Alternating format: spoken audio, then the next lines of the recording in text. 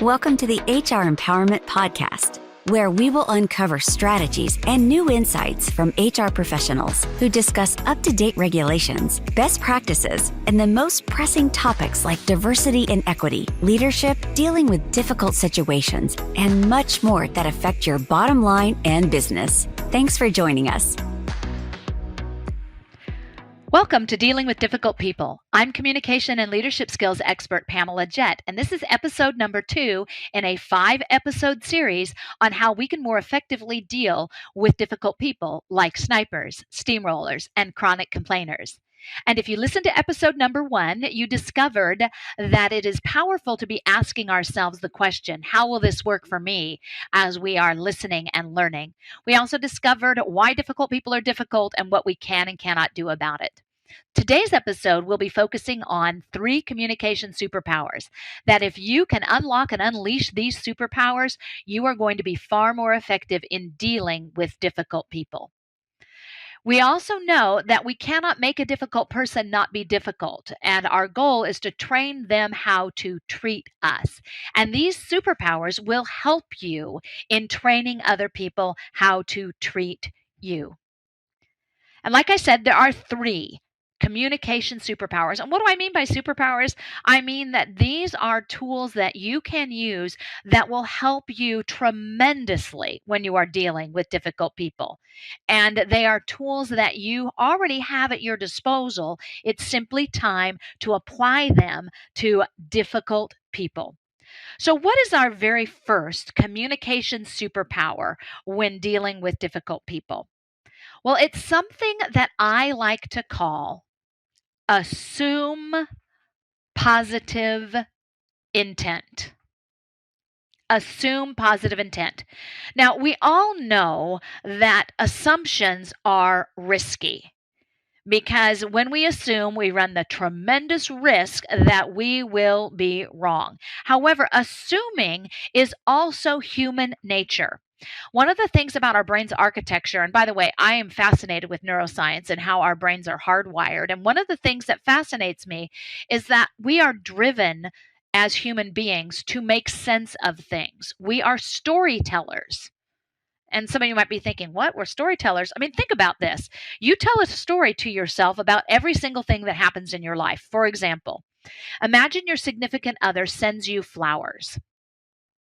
The first thing you're going to do when you receive those flowers is you are going to tell yourself a story. And for some of you, that story is going to be, oh, my significant other cares about me. They love me. How sweet, how thoughtful. And that was just so nice of them. And then some of you are going to tell yourself a completely different story. It'll be, what have they done now? What, they didn't need to send me flowers unless they did something wrong. So what did they do? Same event, 2 completely different stories. And these stories are based on previous experiences. These stories are based on our expectations. These stories are based on other people's stories that we have heard. But we're always telling ourselves a story. And by the way, in this situation, either story could be fairly accurate or fairly inaccurate. The point that I am making is that when something happens to us, we automatically go into storytelling mode. It's our brain's architecture. We like to make sense of things. We need it to make sense. So we tell ourselves a story. Same thing that happens when we are dealing with a difficult person. Let me give you a classic example. You are on the receiving end of an email or an instant message that you immediately see as mean, rude, and nasty. It's like, why are they so angry? Why are they being such a jerk? You are telling yourself the story that this is a mean, rude, and nasty email. And some of you are probably thinking right now, but it is. It's because we tend to believe our stories. We tend to believe the things that we say to ourselves, quite frankly, because we have no motivation to lie. And we don't recognize that there is likely an assumption coming into play here. Perhaps we see the person who has sent this message and we think, oh, here we go again. And we are far more likely to interpret what they write as mean, rude, and nasty if our previous experience with them we have interpreted as mean, rude, and nasty. Now, notice I didn't say our previous experience was that they were mean, rude, and nasty. It's that we interpreted it as mean, rude, and nasty. Or maybe they have a reputation as being difficult. You've never actually dealt with them. They have a reputation of being difficult. They send you an instant message, or they send you an email, or they even pick up the phone and start to talk to you about something, and you're thinking, why are they being so rude? You are framing it up based on an assumption that they are difficult. I have discovered one of the most powerful things I can do when I am dealing with someone, anyone, is to assume positive intent. Assume positive intent. The next time you're reading an email or an instant message and you think, why are they being such a jerk? Ask yourself, what would happen if I assumed they were trying to be kind? Or what would happen if I tried to assume that they were trying to be positive or helpful? What would happen? How would this read differently if I assumed positive intent? Talk about a perspective shift. Sometimes we can look at something and we assume someone's being difficult, but if we switch our assumption to assume positive intent, we can read that in a completely different way. And we are far more likely to see the positive in their message as opposed to the negative in their message if we assume positive intent. Why is this so valuable? It's because most of the time, most people are doing the best they can with what they have. Most of the time, people are trying to be decent. Now, there are exceptions to this. I'm not going to say that people aren't difficult and that you aren't sometimes dealing with people who are trying to be mean, rude, and nasty. But a lot of times, they are frustrated or annoyed. And when we assume positive intent, we're often able to see what's really going on with them. And then we don't take it quite so personally. It's like, oh, this isn't about me. It's about they're frustrated that they're not going to meet a deadline. And this is coming across as more direct and brusque than perhaps they intended or that I would like. However, they're trying to achieve a goal and objective. I'm not thrilled with how they're doing it, but at least I get it. Assuming positive intent is a very powerful tool.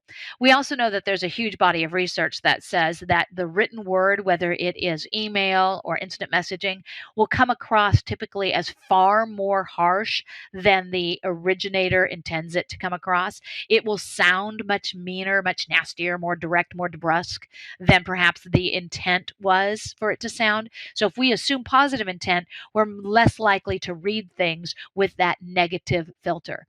Same thing with a friend or a family member. If they say something and you, oh, that hurt.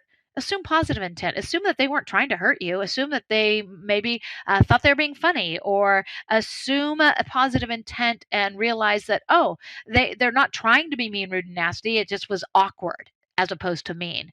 And we've all done that. We've all put our foot in our mouth. We've all said something, and when we look at it from the ooh, I'm trying to be mean lens, wow, it sounds mean. But if we get rid of the trying to be mean lens and realize, oh, I was trying to be nice, but it just didn't hit the mark, or it was awkward, or it was unintentional. It might have been thoughtless, but it wasn't necessarily mean, rude, and nasty. So when I can assume positive intent, I'm more likely to cut somebody some slack. I'm less likely to get defensive. I'm less likely to say, why did you say that? And that was mean, and the person being completely baffled because they weren't trying to be mean. Now, obviously, this superpower of assuming positive intent doesn't work every single time with every single person. In fact, that's an important thing to recognize about every tool in this series, is that not every tool, tip, or technique is going to work every single time with every single person.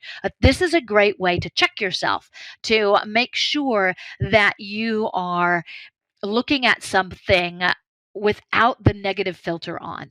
Assume positive intent to the best of your ability. That's our first superpower. And it leads to our second superpower. And in some ways, I hinted towards this when I talked about assume positive intent. The second superpower is curiosity. I am obsessed with curiosity as a superpower. I think the more we stay curious, the more we stay in learning mode, the more we stay open to understanding things and to seeing things different, or to learning something new or different, the less likely we are to jump to false conclusions and it's really impossible to be judgmental and curious at the same time. I'm going to share that with you again because it's so powerful. It's impossible to be judgmental and curious at the same time. And by judgmental, it could mean things as simple as deciding, oh, that was rude of them. That's placing a judgment on them, deciding they were rude, or that was rude, or that was mean, or that was manipulative. Whatever the judgment that you want to place on their behavior or actions is, it's a judgment. You cannot be in judgment and in curiosity at the same time. And the more we're curious, the more we are willing to look at things from a different perspective, the more we're able to assume positive intent when we stay curious. Oh, what could they have meant it positively? And if so, what would that have looked like? Or what's really driving their behavior is one of the things that helps me stay curious when someone is mean, rude, or nasty or difficult is I often ask myself, what's the driver of that behavior? Not why are they being mean, but what's the driver of that behavior? Oh, they have a really difficult boss who might be raining down on them, and so they're raining down on me. It's like, oh, well, they're probably worried about this customer because this customer is being pretty demanding. Or, wow, they've got a lot at stake. This is one of those high profile projects, or this is a big budget project and they are feeling very responsible for that. So no wonder they're coming across as so intense, or no wonder they are driving people so hard. It's because there's a lot at stake here. When I ask myself, why are they doing that? Like, what's going on with them? It helps me to see things differently. And I stay out of negative judgment. It's like, oh, it could be this. Now, I could be wrong. I mean, I most assuredly could be wrong with my answer to why are they being that way. But I'm still staying in curiosity. I'm still open to learning something new. I'm still open to seeing something from a different perspective. And staying curious is incredibly powerful because it also helps us not get our feelings hurt. And it also helps us stop being defensive or taking everything personally. It doesn't fix the difficult behavior, but it increases the likelihood that we will be able to do a few things. One, not get hooked. And you know what I mean by not getting hooked, not getting sucked into some meaningless, nasty argument over something that's irrelevant. It also helps us from being defensive and reactionary. There's a reason I use the word reactionary so strong. And it increases the likelihood that we can choose a response to their behavior that will train them how to treat us. So the more I stay in curiosity, the greater likelihood I will have of using the good communication tools that I possess and the good tools that we are going to talk about in our next 2 episodes in this series. But before we do that, we have one more superpower we want to talk about, and that's the superpower of empathy. And the really cool thing about superpower number 1, which is assuming positive intent, is that it helps drive superpower number 2, curiosity. And I believe that curiosity is the gateway to empathy. I'm going to share that with you again. Curiosity is the gateway to empathy.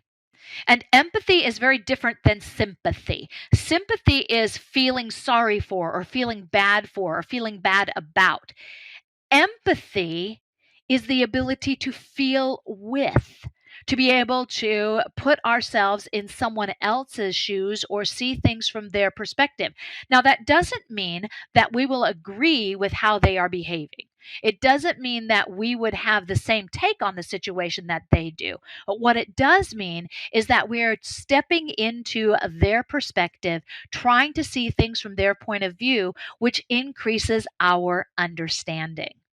And when we get an increase in our understanding, we're typically better able to choose those tools that help us respond appropriately.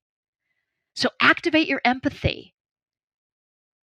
And one way to activate that is by staying curious. And one way to drive that curiosity is to start by assuming positive intent. Those are our 3 key superpowers, and they are going to help us when we learn how to deal with snipers, steamrollers, and chronic complainers with some classic communication tools. So, in today's episode, we've talked about those three superpowers of assuming positive intent, curiosity, and empathy, and they have set us up for success for episodes 3 and 4 of Dealing with Difficult People, where we will talk about very specific strategies and language patterns. I'm communication and leadership skills expert Pamela Jett. You can find me at PamelaJett.com, and I am thrilled that you have listened to today's episode, and stay tuned for episode 3 and 4. Bye for now. Thank you for joining the HR Empowerment Podcast, brought to you by Aurora Training Advantage. We hope you've gained new insight and strategies to navigate the HR profession. We look forward to you joining us again on the HR Empowerment Podcast.